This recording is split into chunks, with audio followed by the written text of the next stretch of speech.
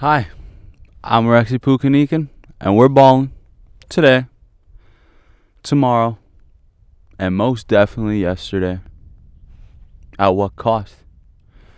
Ladies and gentlemen, beautiful weekend just went past. Just spectacular weekend. Now we are officially in the month of July. It's week 27 of 2024. And I gotta tell you, to end off June, to end off week 26 of 2024, we got some nice sports highlights just to keep the ball rolling, which I've already expressed. Very, very happy with how this June has turned out with sports either way, and it just ceases to amaze me. Let's kick it off with the Ultimate Fighter. The ultimate fight. The fight for your life. UFC 303 happened Saturday night in Las Vegas.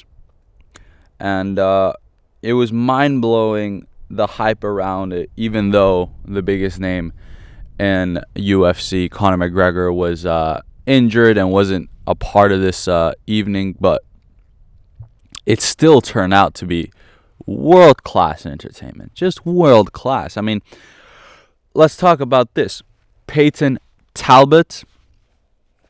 Lots of hype around this guy. Very aggressive, very skillful, high-paced dude. Puts his opponent away in under 20 seconds of the fight. Just bam, bam, bam, bam, bam. You're done. Good night of work. You continue that on, you go into the later of the prelims, then there was Joe Pyfer. Both American dudes, they really put it on in Las Vegas, but this guy, his opponent was a Canadian, French Canadian, hit him with a flurry of combos, stuns the guy, and while the guy is falling down, Joe Pyfer just fucking from the skies, from the heavens above, just wha-pow, connects with a punch that just landed picture perfect and puts the guy out cold. Like, does you a favor. Look, you're going down anyways. Let me just speed up the process a little bit. Boom. Puts the guy out cold. Now, these were the performance of the night. Performances, absolutely, when you're doing stuff like that, without a doubt. However, then we go into the main card. Okay, first few fights are a little bit weird, but we get through them. Ian Gary with Michael Venom Page. Ian Gary decided to grapple instead of strike. Then you go to the women's fight, and it gets called off, or it gets stopped due to a doctor stoppage, right? Very deep cut. Then we're thinking, come on. Can it get, how next level is this? What else? What kind of unexpected shit can UFC still throw at us?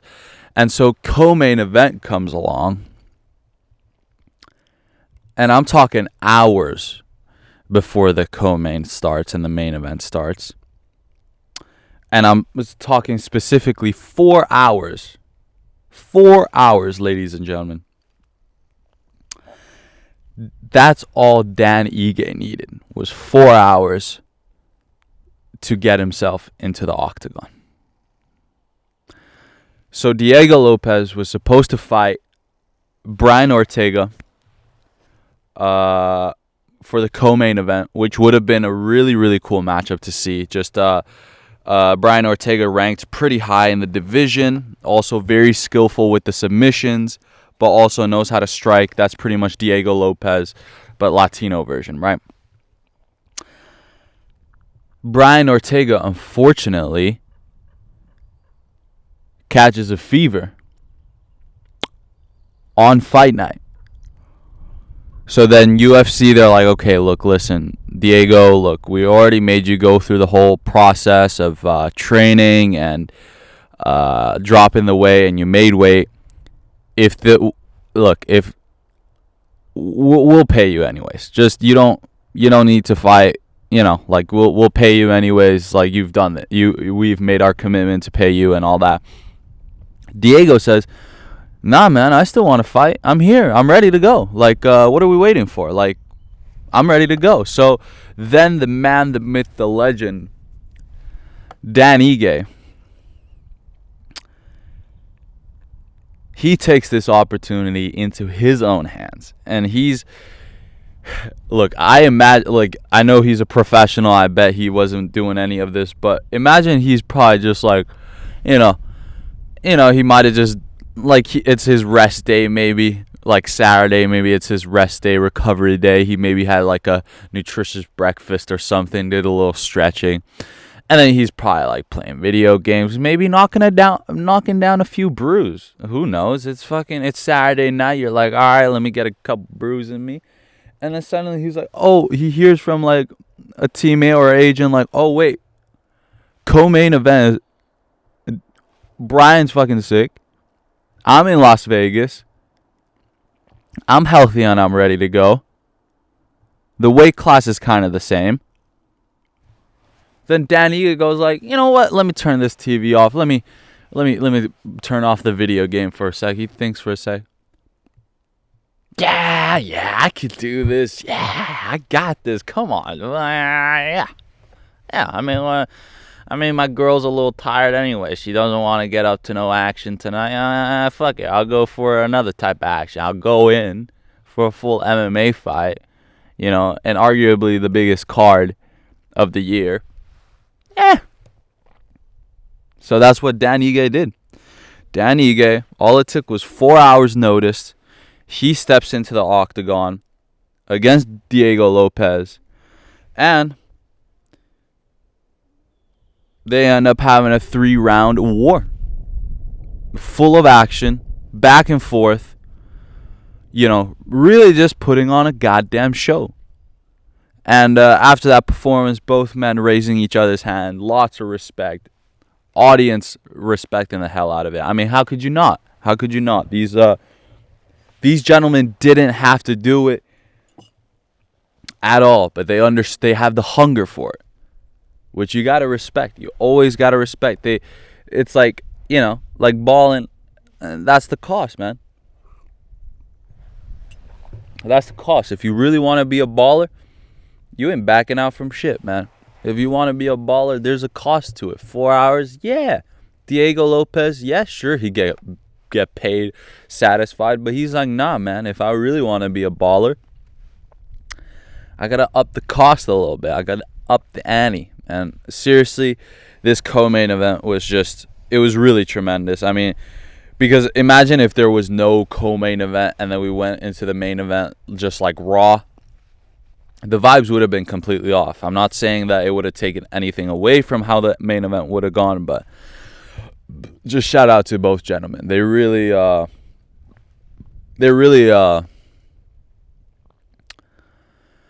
represented UFC. You know what I'm saying? This is what UFC is, like if you're signed to it, if you're in the organization, you're willing to do something. You're willing to do a favor or take this opportunity. And what does UFC do? UFC rewards you for taking a risk, for putting yourself out there. And that's what life is like, isn't it? You gotta take a risk and you gotta go in there. So that's how we transition into the main event, because that's honestly kind of the premise for the main event. Alex Pereira versus Jiri Prochazka, the rematch. The first one was on short notice to save a card. This one was also on short notice, and even more short notice than the last time. And the fight itself, ladies and gentlemen, the fight itself, it was shorter too. Even though I have to say, I predicted it to be longer. I think that I thought that maybe the two gentlemen were gonna play it safe, given that it was short notice. They can maybe take their time, figure some stuff out. Maybe, you know, that's just like what I presumed. But no. Boatan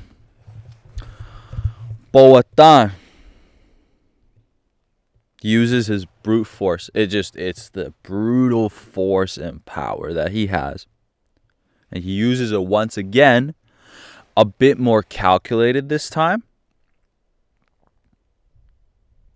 And first round goes by, back forth, couple kicks from Alex Pereira, couple, tries to go inside the pocket for Jiri.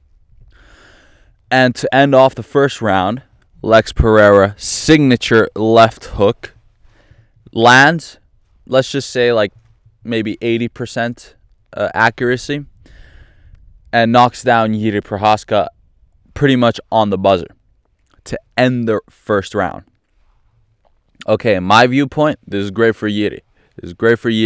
At least he can recover from being stunned. It's okay, breathe. The fight continues, and it's kind of normal. Okay.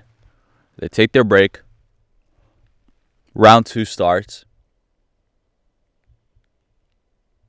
And before you know it, Poatan, who's usually, he puts people out, at least in the UFC, with his punches, right? That left hook of his and his heavy hands. But no, what's the point in heavy hands when you got heavy legs as well that are long as shit? And he just switch stance, high kick, bam, from the depths of the fucking Amazonian tribes that he came from. Bam! 100% accuracy right on Jiri Prohaska's dome. No defending. Jiri keeps his hands down. That kick just went bam!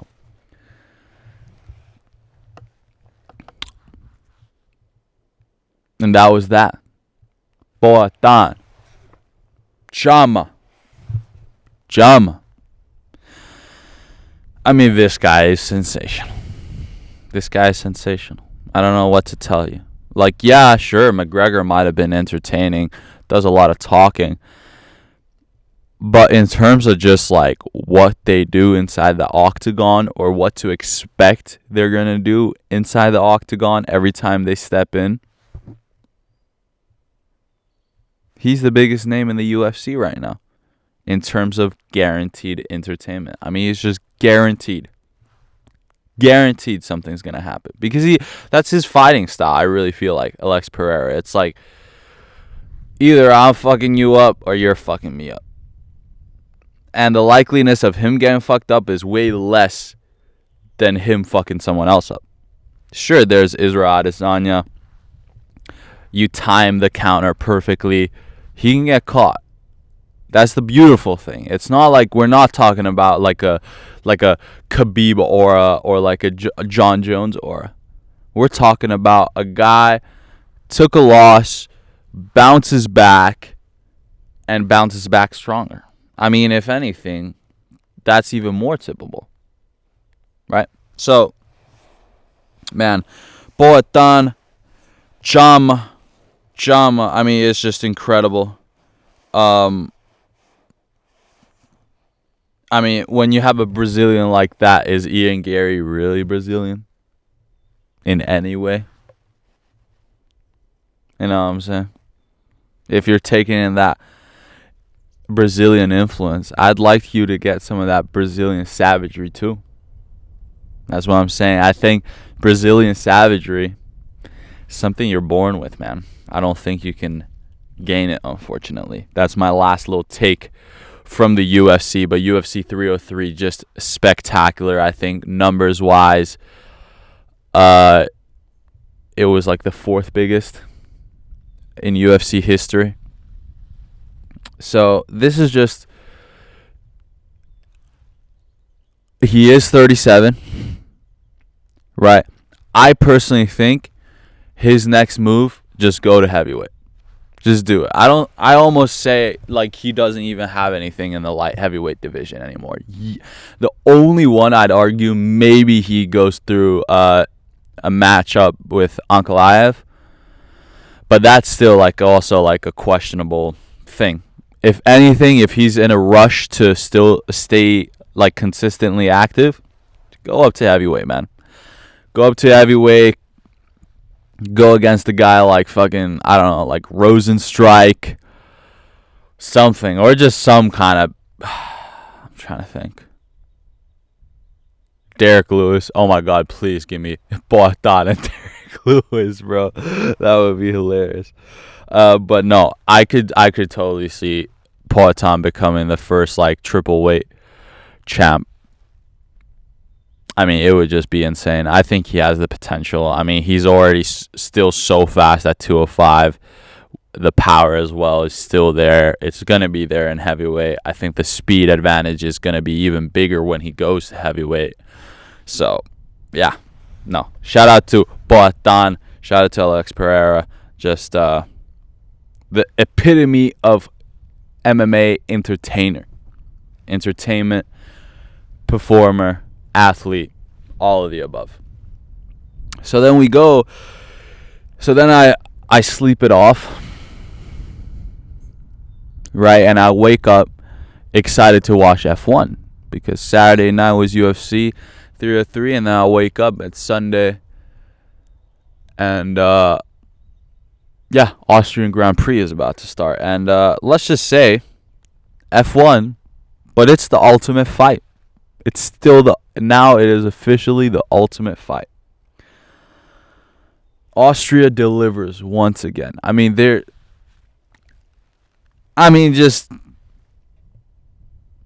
this is the biggest moment we've had in F1 so far this season. And it all stems down to Max Verstappen had a 6.5 second pit stop, and he changed to used medium tires. All the while, his closest competitor on track, Lando Norris, had a regular pit stop, so not as slow, just regular, like in the 2 second range. And Norris gets on fresh medium tires.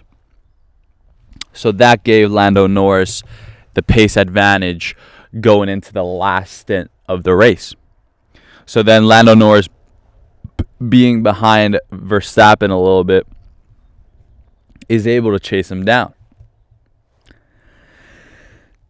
And as soon as Norris closed up enough distance and was behind him in DRS, Norris gave it a try. Didn't work out. Max Verstappen defending. Gave it a second try. Again, didn't work out. Max Verstappen aggressively defending. Then, what is it, like 4 more laps? 5 more laps? Something like that. And Lando Norris is still like, here, I still have the tire advantage. I still have the pace advantage. I'm faster than this guy. I got to overtake this guy, obviously, right? Again, going into turn 2, one more try. Let's give it one more proper shot. This time, I'm only like 0.2, 0.3 seconds behind Verstappen. I think I can make it work with DRS. Instead of trying to dive bomb in the inside, let me try the outside. Because even if we don't make contact, I'll try to get a good switch up. And then still get DRS, and then I can seal the deal.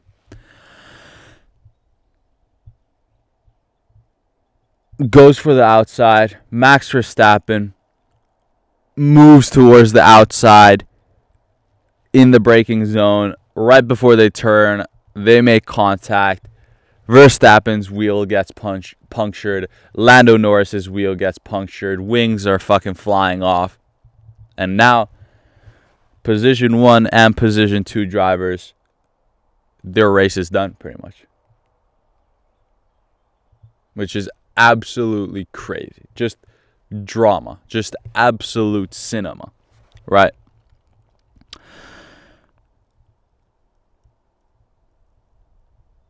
Look. This is the thing. Right? Here's the whole take, right?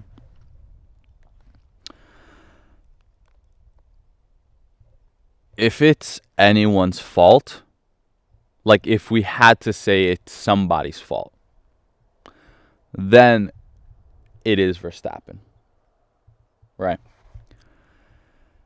However, there's also the angle you could take that this is just racing.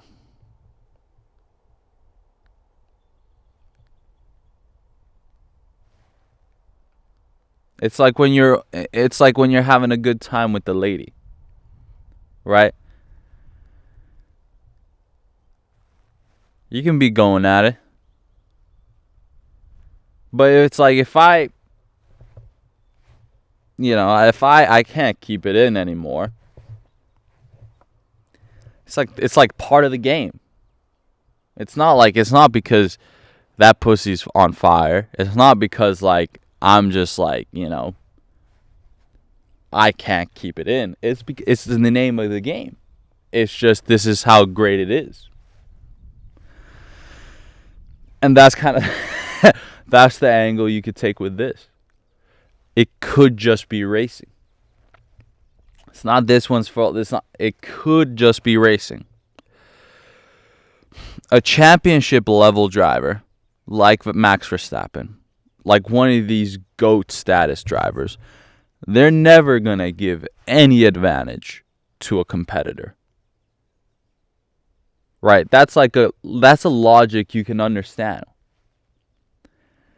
And I don't think it was necessarily a dirty move. Like I think this would be a completely different conversation if it was a dirty move. Right? Like if it was like, if I just decided to flip you to the doggy style and then I'm just like going crazy and shit and I just want to fucking, bust on your back and shit. That's a little bit dirty. Like you could have spent a little bit more time having fun with each other, but then you started thinking selfishly. Right? However, in this case, I don't think it was one of those dirty moves. I think it was like maybe there was like a finger up the ass or something. Like it was just like kind of like part of the game. Right? Like it was just it's like all fun and stuff anyways. It's all the same vibe. I think it was just hard racing. I think it wasn't like they were going down a straight and Max Verstappen literally goes like, "Bam, get the fuck out of here" type of thing. It's more that, Verstappen thinks that, yeah, I could still probably take this win home. And Norris was like, nah, this is mine to win. And it was just unfortunate. I mean, look, listen. Norris is going to want an apology from Verstappen. Verstappen isn't going to give an apology. Like, let's just be real. If you're the shit and you've been consistently the shit, and then someone says that, like, nah, they're the shit and you weren't the shit on the day, you'd be like, nah, I still was the shit, bro. You know what I'm saying? So, but just for the satisfaction of all the regular F1 fans there, right? Because I do think that's kind of like my angle. I think it was just that's what's right. I called it. I was like, guys, this is gonna happen. It's like the perfect culmination of so many factors and the track it is and all that. It's just like it's not clear. If Lando Norris had a way clearer advantage, I think it would have been a different thing. I think Verstappen wouldn't defend that hard if it wasn't for it being that close. But then this is the last perspective I'll hit you with. if you take the perspective of the teams, which is at the end of the day, that's like the bigger picture idea here is the teams, you score points for the teams, and you're driving for the teams, right? It's not really for yourself. So then if you have the angle of the teams, Red Bull and McLaren, I'm sure they much more would have preferred a theoretical Norris P1 and a Verstappen P2, and avoiding the costs of damage done to the car. Look at this, I'm a part of nature and shit. Oh shit, there's a lot of birdies. Yeah, sorry. So if theoretically Norris would have gone to P1 and Verstappen P2, and they would have been able to avoid the costs of damage done to the car, from the team's perspective, then in this case, you could say Verstappen might have defended a little too aggressively.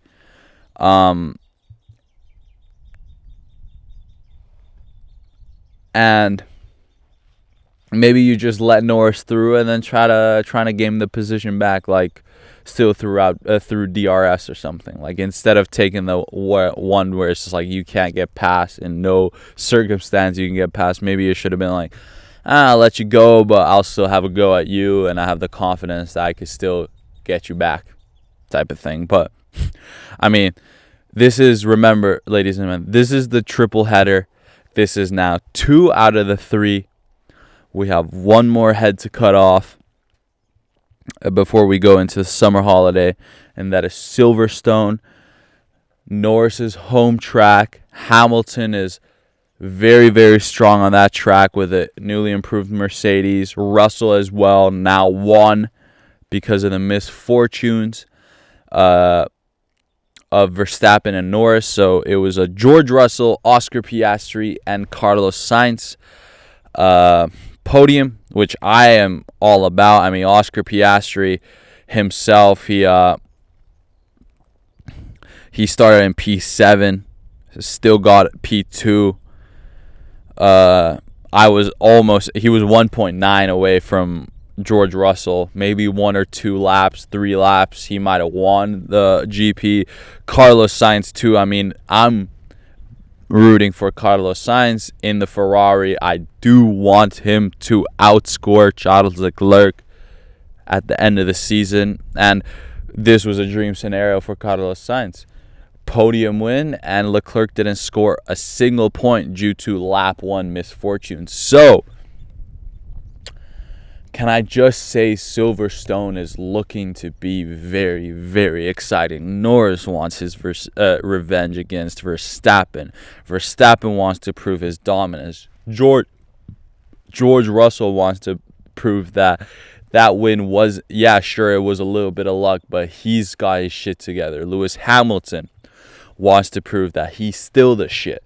Oscar Piastri wants to prove that he is the shit. Nobody knows that he's the shit. He wants to prove that he is the shit. Carlos Sainz wants to prove that you guys think I ain't shit. I am the shit. I mean, this Formula 1 season is looking fucking tremendous. And Silverstone is going to be round 12. It's going to mark exactly halfway through the season. I mean, ladies and gentlemen, isn't that just wonderful? I'm out here in the... Oh, yeah, and there's the European Championships. I do have to say this. I saw Jude Bellingham's last-minute tying goal yesterday. That shit was out of a fucking movie. That was one of the sexiest fucking goals I've seen live, and I don't watch soccer ever. That was fucking cool. Man, I can't express to you the hype I have for Silverstone. So, ladies and gentlemen, Silverstone awaits this weekend. This is Ballin' at What Cost with Alexi Pukanikan out here in the woods, out here in the northern east of Finland. That way is Russia. That way is Putin. Guess what? We're still living in the free world. We still feel safe and sound. Ladies and gentlemen, I'll see you next week. It's been a pleasure.